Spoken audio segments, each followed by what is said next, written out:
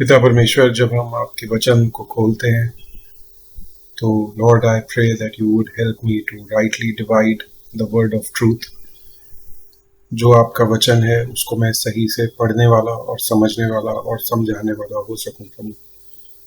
जो बातें आप कहना चाहते हैं उनको हम ग्रहण करने वाले हो सकें और अपने आप को उन निर्देशों के अनुसार ढालने वाले हो सकें प्रभु, अपने रोजमर्रा के जीवन में।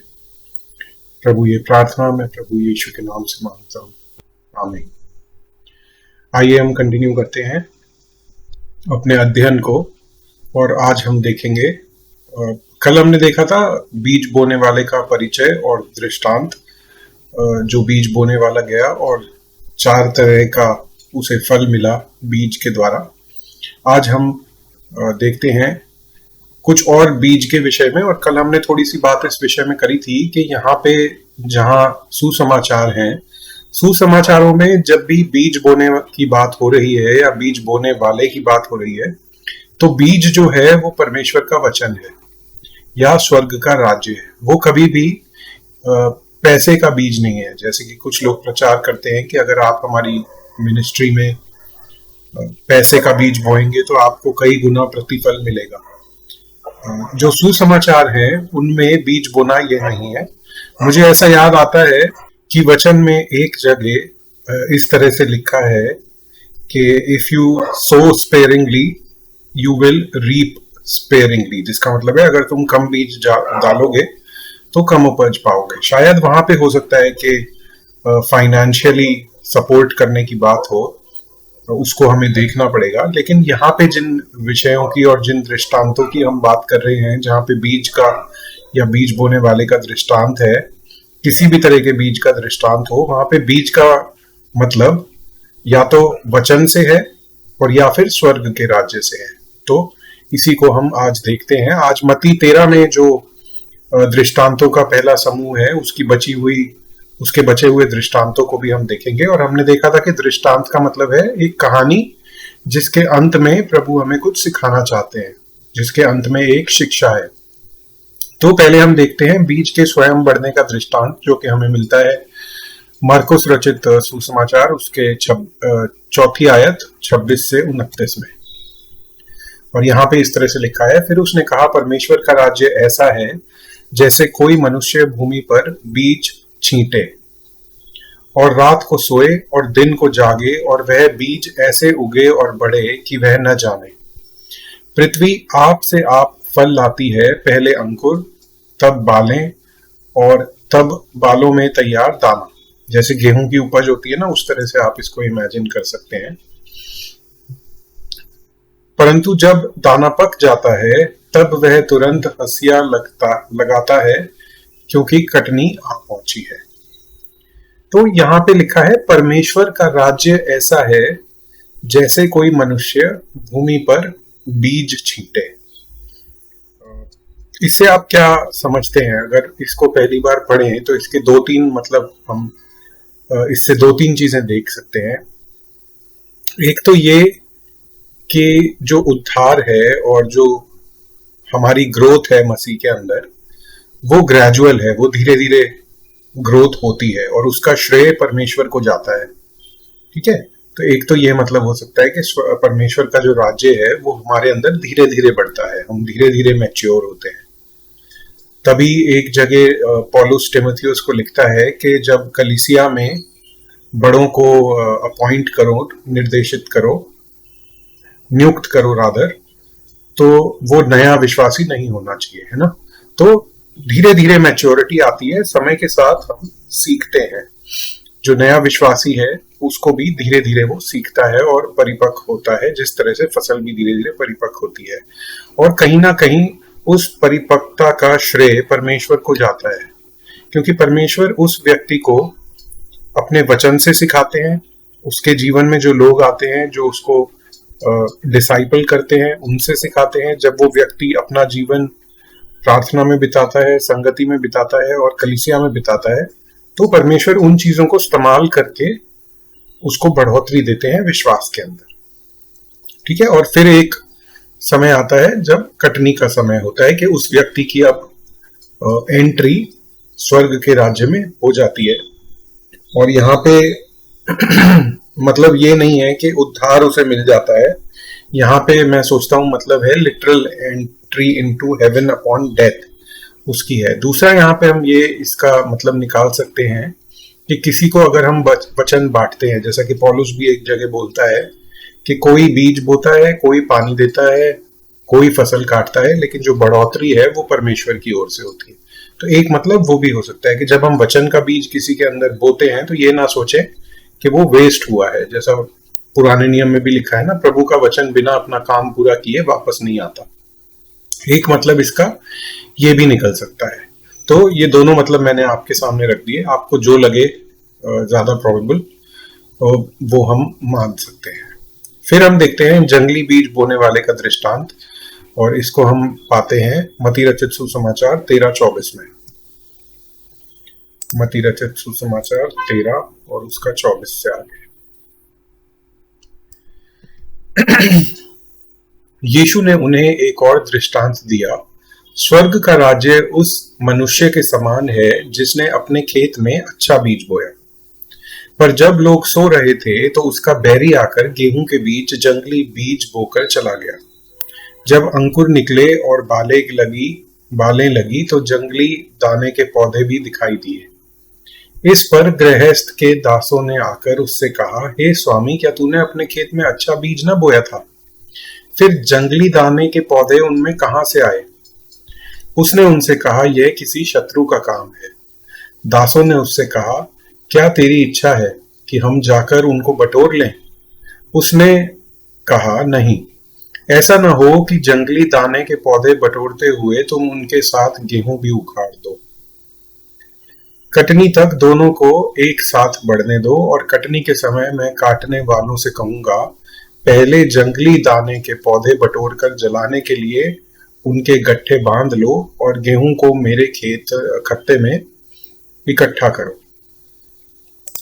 तो ये जो दृष्टांत है इसको प्रभु यीशु मसीह ने खुद समझाया है। इस पे मैं कुछ भी बोलने से पहले वो देख लेते हैं कि प्रभु यीशु मसीह इसके बारे में क्या कहते हैं, और उन्होंने इसको समझाया है। हम देखते हैं 36 से 43 में।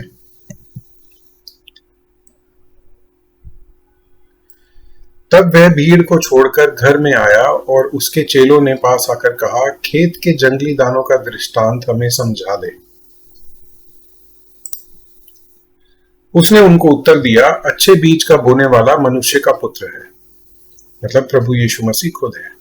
खेत संसार है, अच्छा बीज राज्य के संतान है, और जंगली बीज दुष्ट के संतान है।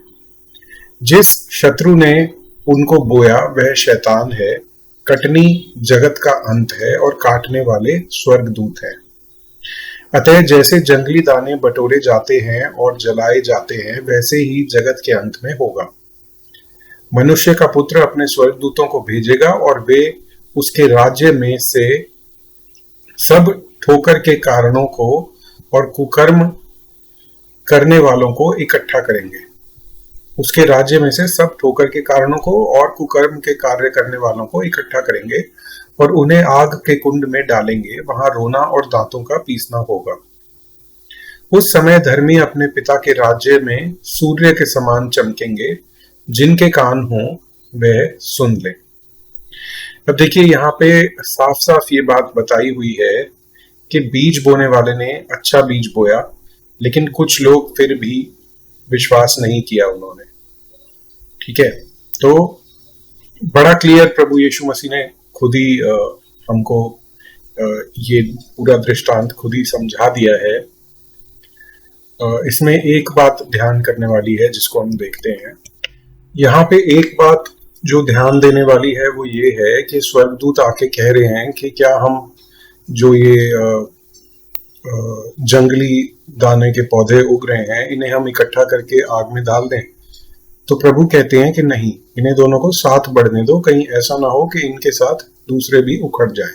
इससे मैं ये समझता हूं कि जब एक ही परिवार में कुछ लोग विश्वास में हैं और कुछ लोग विश्वास में नहीं हैं, तो अगर प्रभु यीशु मसीह आज ही उनका न्याय करने लगे तो शायद जो दूसरे लोग हैं उनके भी विश्वास को ठोकर पहुंचे और उनको भी दुख पहुंचे। तो इसलिए प्रभु यीशु मसीह ने एक समय निश्चित किया है जिस समय न्याय होगा, और उस समय दोनों को अलग किया जाएगा। जो दाने हैं गेहूं के, उन्हें प्रभु के खत्ते में स्वर्ग में रखा जाएगा, और जो भूसी है उसको आग के कुंड में डाल के जला दिया जाएगा। फिर हम देखते हैं सरसों के बीज का दृष्टांत 13:31 से 32। ये इन दोनों के बीच में है, जो एक्सप्लेनेशन है उसके बीच में है। उसने उन्हें एक और दृष्टांत दिया, स्वर्ग का राज्य राई के दाने के समान है, जिसे किसी मनुष्य ने लेकर अपने खेत में बो दिया। वह सब बीजों से छोटा तो है, पर जब बढ़ जाता है तो सब साग पात से बड़ा होता है, और ऐसा पेड़ हो जाता है कि आकाश के पक्षी आकर उसकी डालियों पर बसेरा करते हैं। उसने एक और दृष्टांत उन्हें सुनाया, स्वर्ग का राज्य खमीर के समान है, जिसको किसी स्त्री ने लेकर 3 पसेरी आटे में मिला दिया, और होते होते वह सब खमीर हो गया। देखिए, यहाँ पे मेरे को जो समझ आता है वो यही समझ आता है कि जब स्वर्ग के राज्य को राई के दाने के समान या स्वर्ग के राज्य को खमीर के समान बताया है, वो यही है कि वो सारा एक बारी में नजर नहीं आता। वो धीरे धीरे बढ़ता है, उसे एक विश्वासी धीरे धीरे समझता है और उसको धीरे धीरे एक्सपीरियंस करता है, जो उसकी ब्यूटी है उसको। दाऊद कहता है ना, मैं ये एक चीज चाहता हूं कि तेरे भवन में बैठा हुआ तेरी ब्यूटी को निहारता रहूं, तेरी सुंदरता को देखता रहूं। तो उसी तरह से है कि परमेश्वर की सुंदरता, क्योंकि वो अनंत परमेश्वर हैं और उनका राज्य भी अनंत राज्य है, तो वो हमें एक बार में पूरा समझ नहीं आएगा, वो धीरे धीरे समझ आएगा। धीरे धीरे हम, जैसे एक मंजिलें होती हैं, एक बिल्डिंग बड़ी होती है, उसमें पहला माला होता है, दूसरा माला, तीसरा माला, उस तरह से अलग अलग लेवल्स हैं परमेश्वर के प्रेम के और परमेश्वर के राज्य में उसकी महिमा के, उसकी ग्लोरी के, जो हमें धीरे धीरे समझ आते हैं। तो मुझे लगता है कि यहाँ पे यही मतलब है कि सब एक दिन में नहीं होता। हमें पेशेंस रखने की जरूरत है और विश्वास में बने रहने की जरूरत है। हियाव न छोड़ो, विश्वास में बने रहो। हिब्रूज में भी लिखा है, cast not away thy confidence which has great recompense of reward. अपना विश्वास त्याग मत दो, जिसका प्रतिफल बहुत बड़ा है। इस तरह से वहां पे लिखा है। ये उसी से कहीं ना कहीं उसी विषय की बात हो रही है। खमीर का दृष्टांत भी हमने इसके अंदर देख लिया। फिर हम देखते हैं मैदान में छुपे खजाने का दृष्टांत, जो हमें मिलता है 13:44 में, और ये सब अब मत्ती में चल रहा है। स्वर्ग का राज्य खेत में छिपे हुए धन के समान है, जिसे किसी मनुष्य ने पाकर छिपा दिया और आनंद के मारे जाकर अपना सब कुछ बेचकर उस खेत को मोल लिया। अब यहाँ पे देखिए, पहले जो था वहां पे इस बात के ऊपर स्ट्रेस दिया गया था पहले दृष्टांतों में, जो बीज का और खमीर का दृष्टांत था, कि स्वर्ग का राज्य धीरे धीरे बढ़ता है। यहाँ पे स्वर्ग के राज्य कितना कीमती है उसके बारे में बताया है कि वो एक ऐसी वस्तु है जो जब किसी को मिल जाती है तो वो बाकी सब चीजें छोड़कर उस एक चीज के ऊपर अपना विश्वास और अपने भविष्य के लिए सारा जो भरोसा है, जो सारी खुशी है भविष्य की, वो उस एक चीज के ऊपर लगा देता है। वो आनंद के मारे जाकर अपना सब कुछ बेचकर उस खेत को मोल ले लेता है। वचन ये भी कहता है ना, what does it profit a man if he shall gain the whole world but lose his own soul. तो वहीं पे बात है कि पूरी दुनिया एक तरफ और स्वर्ग का राज्य एक तरफ है। और यह राज्य हमें मिलता कैसे है?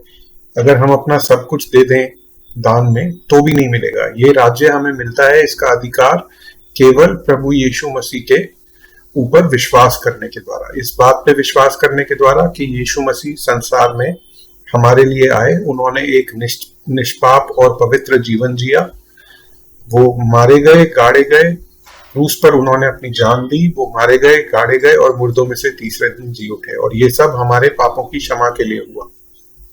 जो हमारे पाप थे वो क्रूस पे उनके ऊपर चले गए और जो उनकी धार्मिकता थी वो हमारे ऊपर आ गई। तो अब हमें अपने पापों की क्षमा और उद्धार मिलता है और हम अधिकारी बनते हैं इस स्वर्ग के राज्य के। ठीक है, फिर हम देखते हैं इसी तरह से स्वर्ग के राज्य की कीमत के बारे में एक और दृष्टांत। फिर स्वर्ग का राज्य एक व्यापारी के समान है जो अच्छे मोतियों की खोज में था, और जब उसे एक बहुमूल्य मोती मिला तो उसने जाकर अपना सब कुछ बेच डाला और उसे मोल लिया। The pearl of great price.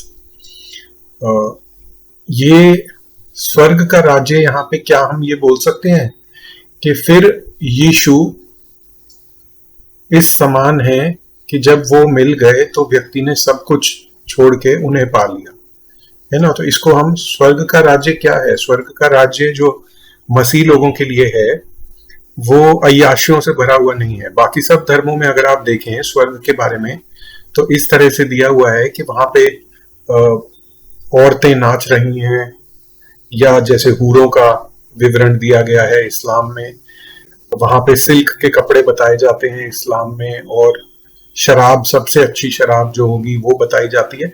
जो हमारा मसीहत है, जो हमारी मसीहत है, या जैसे इंद्र का दरबार भी आप देखते हैं, उसमें भी इसी तरह के दृश्य देखने को मिलते हैं। जो हमारी मसीहत है उसमें स्वर्ग क्या है? उसमें स्वर्ग का जो दृश्य दिखाई देता है प्रकाशित वाक्य में, वहां पे हम देखते हैं कि परमेश्वर है, परमेश्वर का मेमना है, और लोग उनके सामने झुक के बिना थके उनकी आराधना और उनकी स्तुति कर रहे हैं, बोल रहे हैं पवित्र पवित्र पवित्र।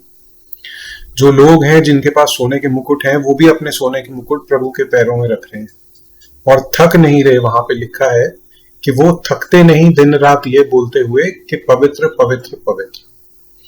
तो मैं ये इसलिए बता रहा हूं कि कीमत हमें समझनी है। स्वर्ग का राज्य, प्रभु यीशु मसीह और उसकी कीमत, ये उसकी कीमत है कि जब वो मिल जाता है तो संसार में कुछ फर्क नहीं पड़ता और क्या है और क्या नहीं है। ठीक है, तो हमने बहुमूल्य मोती का भी दृष्टांत देख लिया और मछलियों के जाल का दृष्टांत हम देखते हैं 13:47 से आगे। फिर स्वर्ग का राज्य उस बड़े जाल के समान है जो समुद्र में डाला गया और हर प्रकार की मछलियों को समेट लिया। अब देखिए यहाँ पे साफ पता लगता है कि यहाँ पे स्वर्ग के राज्य की कीमत से ज्यादा यह बात हो रही है कि स्वर्ग का राज्य सबके लिए है। वो कितना अकोमोडेटिंग है। अकोमोडेटिंग मतलब क्या? उसमें सब प्रकार के लोगों का स्वागत है, कोई भी आ सकता है, जो कोई विश्वास करे वह उद्धार पाएगा, है ना। यहाँ पे लिखा है स्वर्ग का राज्य उस बड़े जाल के समान है जो समुद्र में डाला गया और हर प्रकार की मछलियों को समेट लिया, खाली यहूदी नहीं पर अन्य जातियों से, है ना। और जाल जब भर गया तो मछुआरा किनारे पर खींच लाया और बैठकर अच्छी अच्छी तो बर्तनों में इकट्ठी की और बेकार बेकार फेंक दी। तो जब इनविटेशन जाता है स्वर्ग के राज्य का तो बुलाए गए बहुत है लेकिन चुने गए कम है। ठीक है ना। तो ये यहाँ पे ये बात भी नजर आती है कि मछलियां तो बहुत आ गई लेकिन उनमें कुछ बेकार मछलियां भी थी जिनको फेंक दिया गया। और जगत के अंत में ऐसा ही होगा कि स्वर्गदूत आकर दुष्टों को धर्मियों से अलग करेंगे। देखिए वचन में एक जगह हमने पढ़ा होगा, मत्ती 7 में है शायद, कि हर कोई जो प्रभु को बोलेगा हे प्रभु, वो स्वर्ग के राज्य में प्रवेश नहीं करेगा, पर जो उसकी आज्ञाओं को मानते और उन पर चलते हैं, वहां इस तरह से लिखा है, प्रभु कहेंगे हे कुकर्म करने वालों, मैं तुम्हें नहीं जानता। ठीक है, तो यहाँ पे भी यही है, दुष्टों को धर्मियों से अलग करेंगे। हम धर्मी ठहरते हैं अपने विश्वास के द्वारा। अब्राहम ने विश्वास किया और वो उसके लिए धार्मिकता ठहरी। तो हमारे लिए जो धार्मिकता है वो हमारा विश्वास है। इसका मतलब ये नहीं कि हम जैसे पहले थे वैसे ही रहे। हम यीशु में एक नई सृष्टि हैं और हमारे जीवन के उद्देश्य, हमारी चाह सब बदल गई है। तो ये भी हमें याद रखना है। यहाँ पे यही बात हो रही है कि उनको अलग अलग किया जाएगा और उन्हें आग के कुंड में डाला जाएगा और वहां रोना और दांतों का पीसना होगा। तो एक तरह से स्वर्ग के राज्य की खुली बुलाहट, लेकिन साथ ही अंत में स्वर्ग के राज्य की जजमेंट और न्याय की भी बात प्रभु यीशु मसीह इस दृष्टांत में कर रहे हैं। फिर हम देखते हैं यीशु का तूफान को शांत करना। ये अभी जो पैराबल्स हैं इनका पहला ग्रुप यहाँ पे रुक जाता है। फिर हम देखते हैं यीशु का तूफान को शांत करना, और इसको हम देखते हैं मार्कस 4:35 से आगे। सबसे पहले मार्कस में से देखते हैं। मार्कस 4:35। इसके बारे में तो आपने बहुत वचन सुने होंगे। यहाँ पे इस तरह से लिखा है, उसी दिन जब सांझ हुई तो उसने चेलों से कहा, आओ हम पार चलें। अब ये कहाँ पे थे, ये मैं आपको थोड़ा सा बता देता हूँ। ये कैपरनाउम से और इस तरफ ये जो जगह है गरगेसा, यहाँ पे गरगेसा या गैडरीनीज या गरसीनीज, इस तरह से इस जगह का नाम है।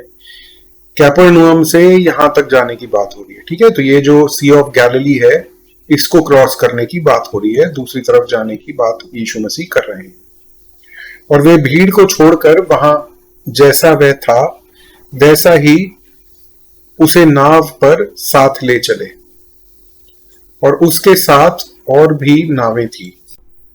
तब बड़ी आंधी आई और लहरें नाव पर यहां तक लगी कि वह अब पानी से भरी जाती थी,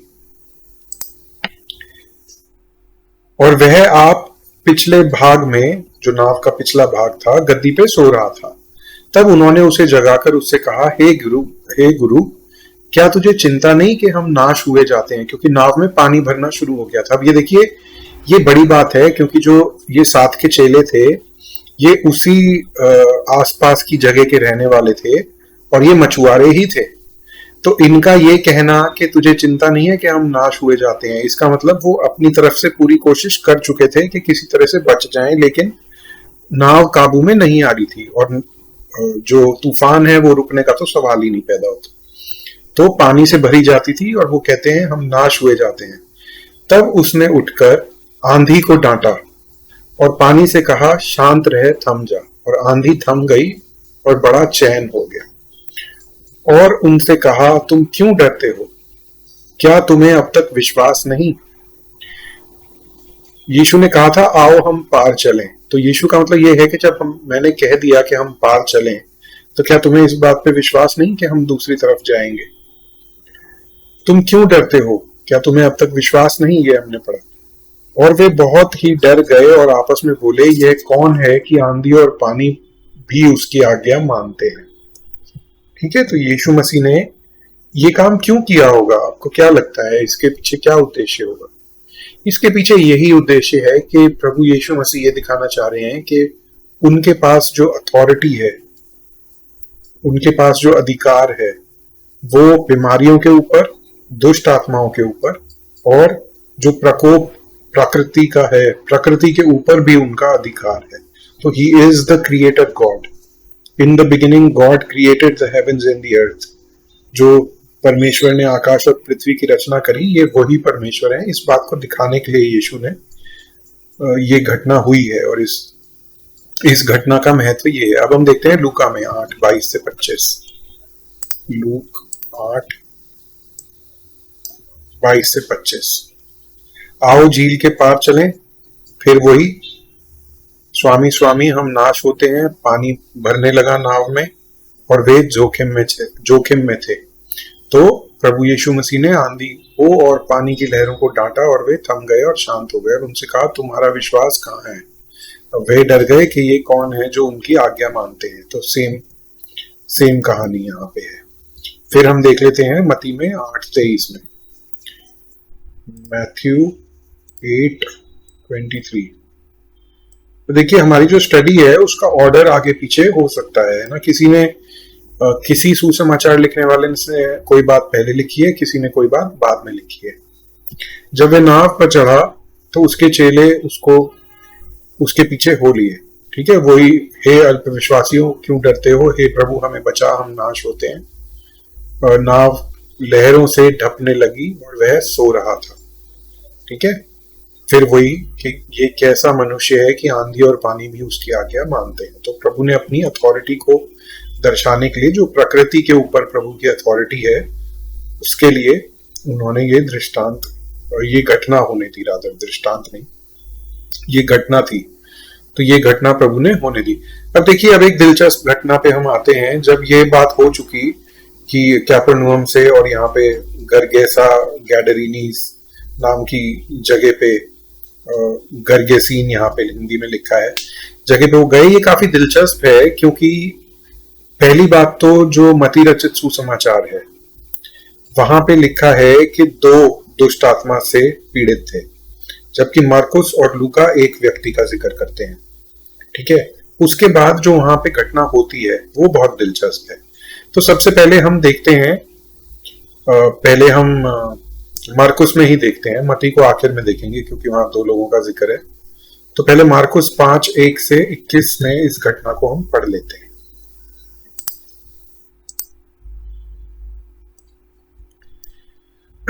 वे झील के पार गेरासीनियों के देश में पहुंचे, और जब वह नाव पर से उतरा तो तुरंत एक मनुष्य, ध्यान दीजिए मार्कुस बोलता है एक मनुष्य, जिसमें अशुद्ध आत्मा थी, कब्रों से निकलकर उसे मिला। वह कब्रों में रहता था और कोई उसे जंजीरों से भी न बांध सकता था, क्योंकि वह बार बार बेड़ियां और जंजीरों से बांधा गया था, पर उसने जंजीरों को तोड़ दिया और बेड़ियों को टुकड़े टुकड़े कर दिए, और कोई उसे वश में नहीं कर सकता था। तो ये अशुद्ध आत्मा से ग्रस्त था। वह लगातार रात दिन कब्रों और पहाड़ों में चिल्लाता और अपने को पत्थरों से घायल करता था। मतलब जो दुष्ट आत्मा थी, अशुद्ध आत्मा और जो दुष्ट आत्मा थी, वो इसको फिजिकली भी टॉर्चर करती थी।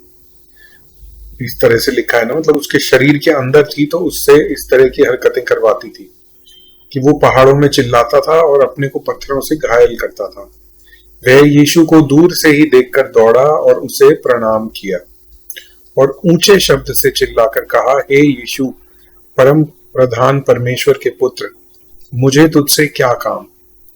तू मुझे परमेश्वर की शपथ मैं तुझे परमेश्वर की शपथ देता हूं कि मुझे पीड़ा न दे।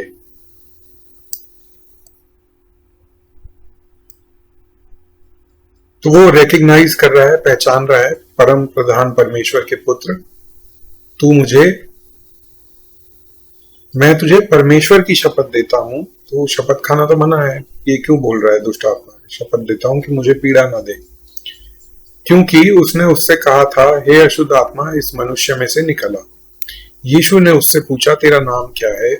उसने उससे कहा, मेरा नाम सेना है, इंग्लिश में है लीजन। जो रोमन लीजन होती थी उसके अंदर 2000 सोल्जर होते थे। तो कुछ लोग अंदाजा लगाते हैं कि लीजन का मतलब काफी सारे थे वो, क्योंकि हम बहुत हैं। और उसने उससे बहुत विनती की, हमें इस देश से बाहर न भेज। तो वो इसी देश में रहना चाहते थे शायद। उनको ये जगह अच्छी लग रही थी दुष्ट आत्माओं को। अब इस चीज को लेके कोई ये थियोलॉजी भी बना सकता है, ये डॉक्ट्रिन बना सकता है कि देखिए अलग अलग जगह के अलग अलग दुष्ट आत्माएं और डीमंस होते हैं, लेकिन मैं ऐसा नहीं मानता। इस कहानी से हमें ये पता नहीं लगता, बस ये वर्णन है कि उन्होंने क्या कहा, हमें इस देश से बाहर ना भेज। वहां पहाड़ पर सुअरों का एक बड़ा झुंड चर रहा था और उन्होंने उससे विनती करके कहा, हमें उन सुअरों में भेज दे कि हम उनके भीतर जाएं।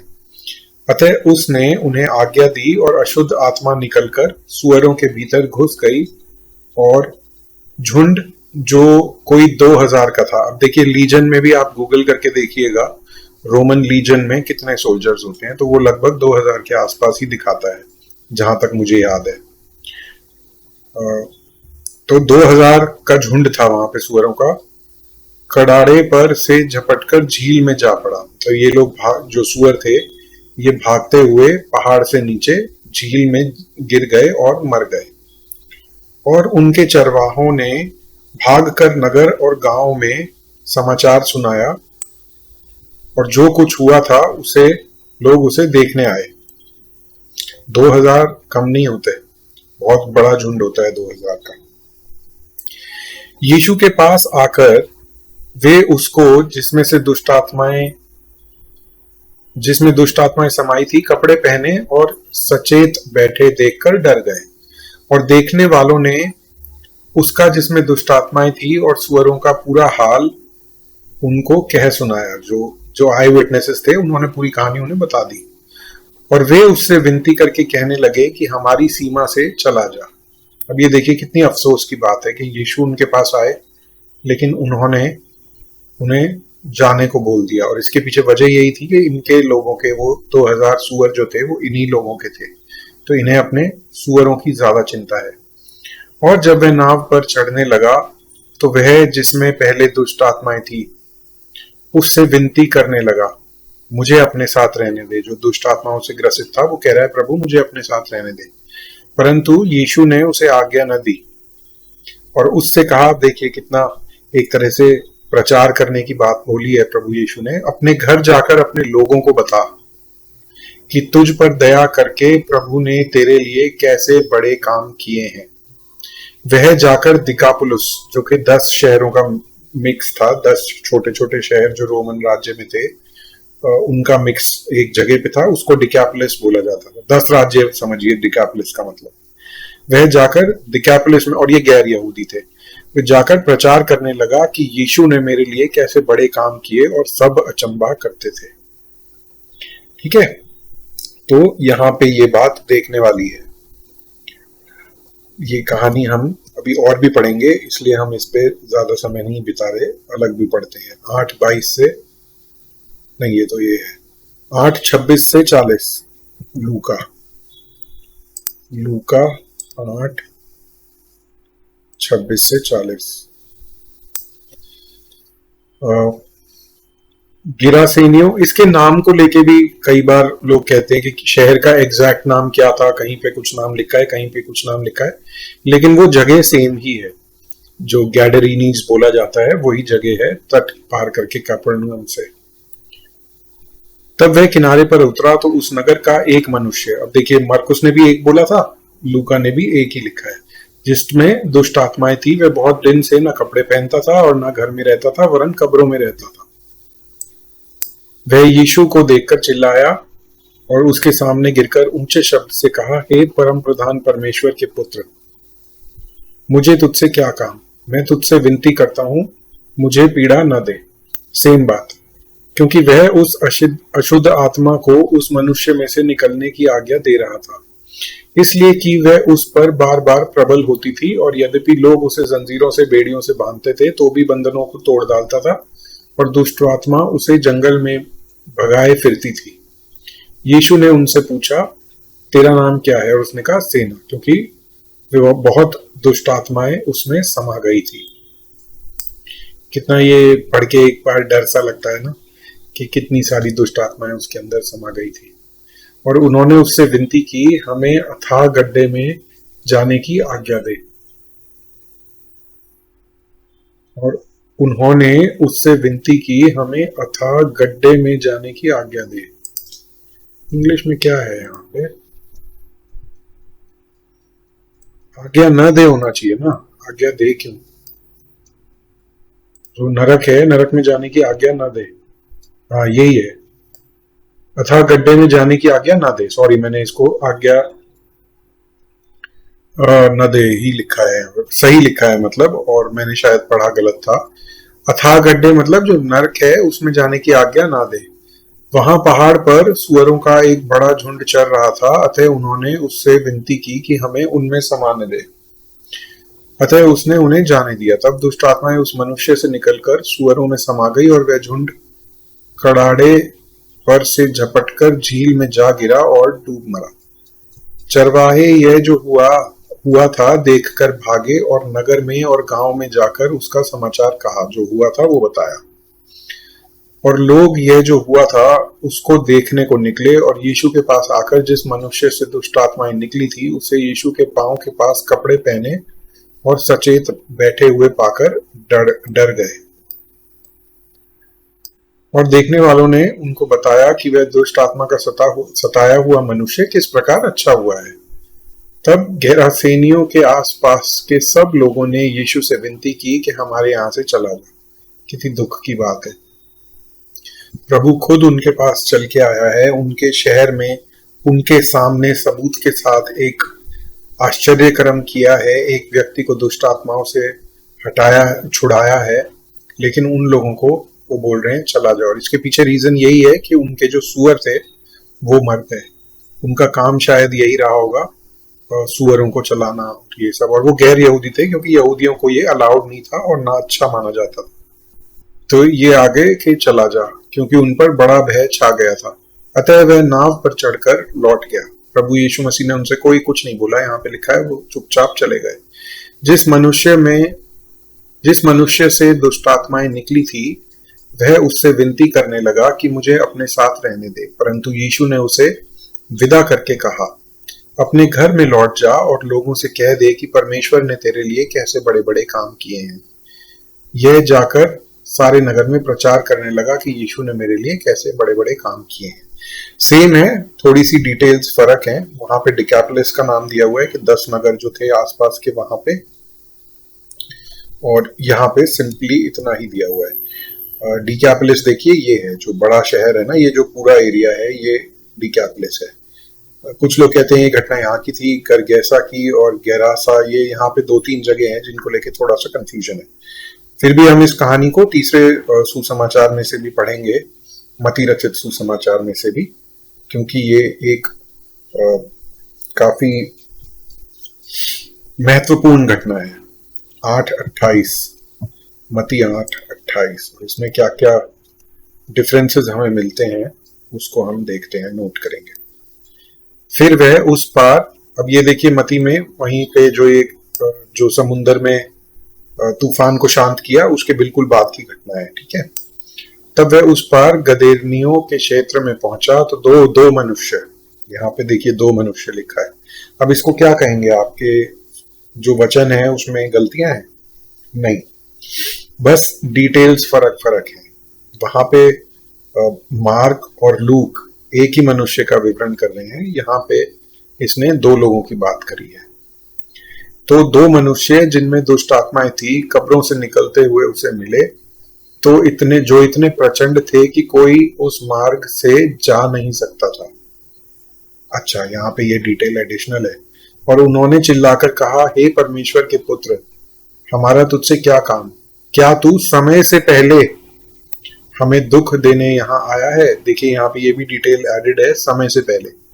वहां पे वो बोलते हैं कि हमें गड्ढे में ना भेज, यहाँ पे बोल रहे हैं समय से पहले हमें दुख देने आया है।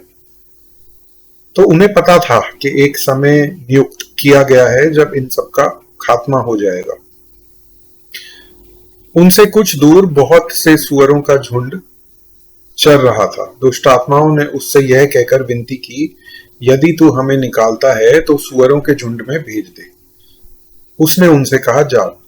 और वे निकलकर सुअरों में घुस गई और सारा झुंड टीले पर से झपटकर पानी में जा पड़ा और डूब मरा। और चरवाहे भागे और नगर में जाकर ये सब बातें और जिनमें दुष्ट आत्माएं थी उनका सारा हाल कह सुनाया।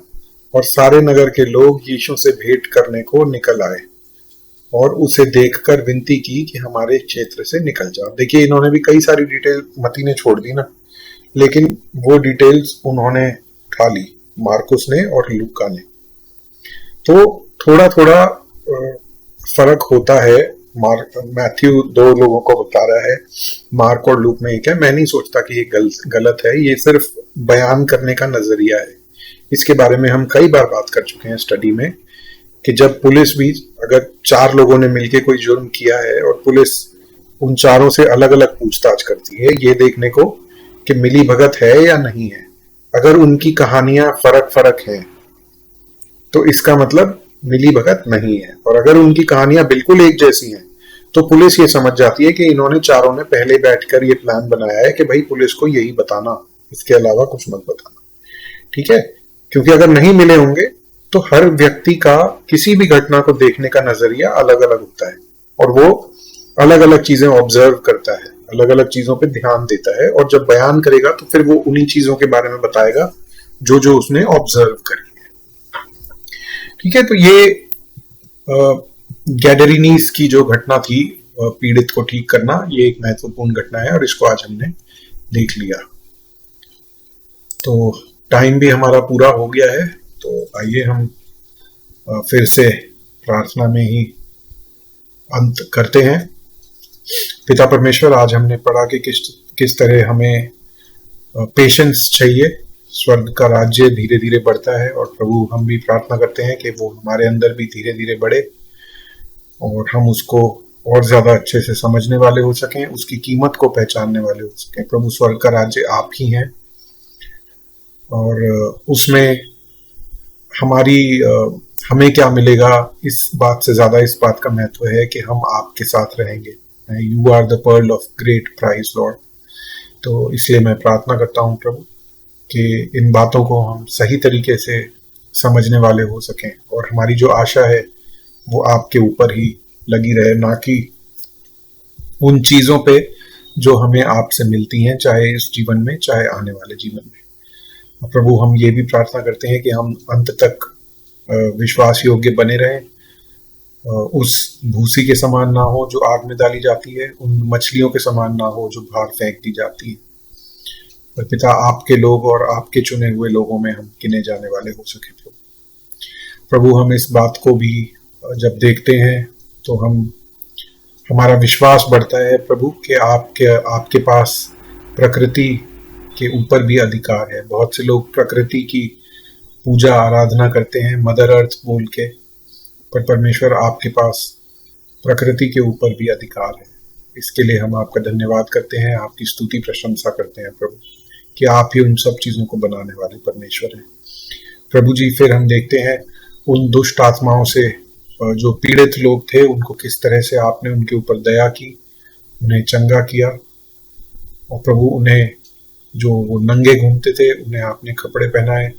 दुष्ट आत्माएं उन्हें जंगल में भगाया करती थी, अब आपने उनको एक जगह पे बिठा दिया अपने चरणों के पास। प्रभु पिता परमेश्वर, हम देखते हैं किस तरह से वो पत्थरों से अपने आप को काटते थे, लेकिन आपने उनके जख्मों पे एक तरह से मलहम लगाया प्रभु, उन्हें चंगाई दी, दुष्ट आत्माओं से छुटकारा दिया। प्रभु, वो आपके साथ आना चाहते थे, आपने कहा अपने घर अपने लोगों में जाकर प्रचार करो। हम में से भी प्रभु बहुत लोग ऐसे हैं जो अलग अलग जाति धर्मों से विश्वास में आए हैं, और प्रभु हमारे लिए भी आपकी ये आज्ञा है जो कि महान आज्ञा है कि हम जाकर अलग अलग जगह जहां से हम आए हैं अपने लोगों में प्रचार करें प्रभु, कि आपने हमारे लिए क्या बड़े बड़े काम किए, किस तरह आपने हमें छुटकारा दिलाया और अपना बच्चा बनने का अधिकार आपने हमें दिया, जैसा यूहन्ना 1 में लिखा है कि जितनों ने उस पे विश्वास किया उसने उन्हें परमेश्वर की संतान होने का अधिकार दिया। पिता परमेश्वर, धन्यवाद के साथ इन सब बातों को आपके सामने रखते हुए ये प्रार्थना विनती मैं प्रभु यीशु मसीह के नाम से मांगता हूँ, आमीन।